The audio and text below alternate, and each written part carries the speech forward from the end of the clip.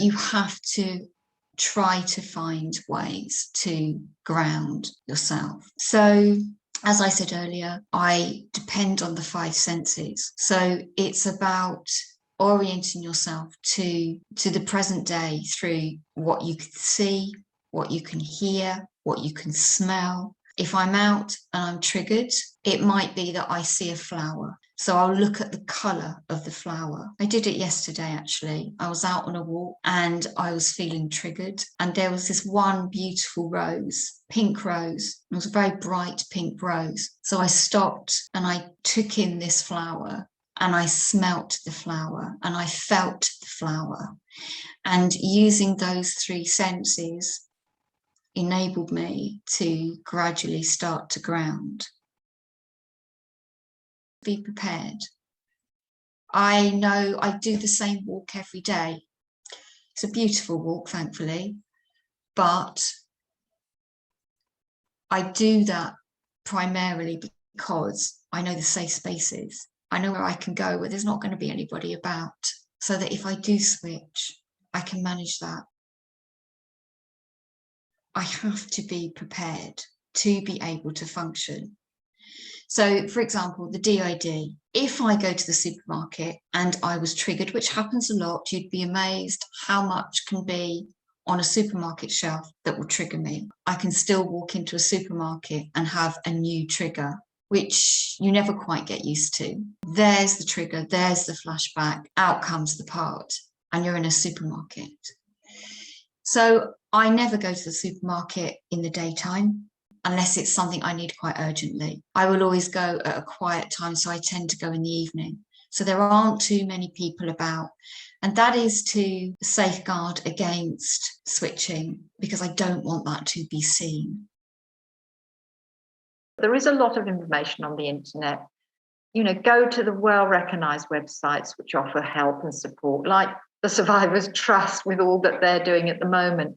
You know it's the right sort of advice you're being given.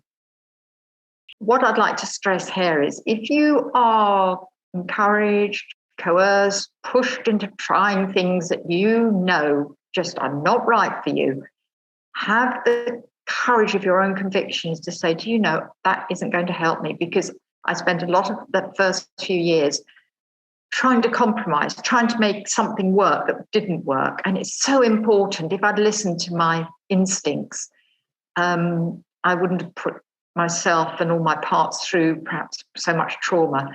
One of the difficult things sometimes is that memories and flashbacks and whatever, they don't come back neatly packaged. Often they can be quite chaotic, the images and what's going on.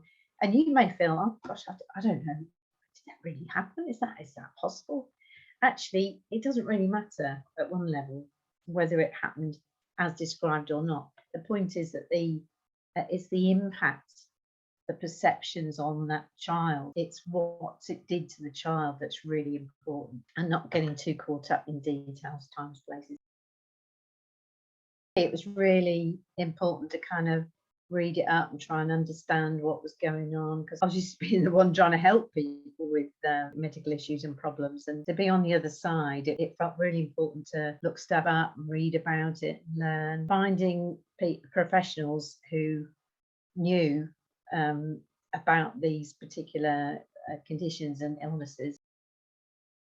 Finding a professional to talk to who gets it is really important, because then you can begin to work through and understand and have compassion on yourself, really, rather than judgment. It took me a while to accept that I wasn't going to be cured, because obviously I can't be as if it never happened, because what happened partly formed who I am. But at the same time, I can live a really good quality of life now. And of course, there's still occasional symptoms and what have you, but on a day-to-day basis, most people would, pretty much everybody, wouldn't actually know that I had any disorder, and I can enjoy life. So when I got settled into therapy, I used to worry a lot about, was I making the therapist ill? If he kind of sneezed or something, it's kind of, oh, is that, have I given you something? Am I really out of all proportion concerned? And one of the things about that was, of course, when I was sharing difficult experiences and memories with him, I was really bothered that it would somehow damage him. He would be damaged by hearing what had happened. And how he explained it was that it wasn't that he wasn't touched by what had happened, but basically he was in his own boat and the wave of pain came past and it moved the boat, but it didn't tip him out, you know, whereas I felt completely tipped out and thrashing about in the waves in the horror of it all. He was there, but he was safe, and that was really helpful because I could stop worrying quite so much about you know, I used to say things like, have you got someone to talk to?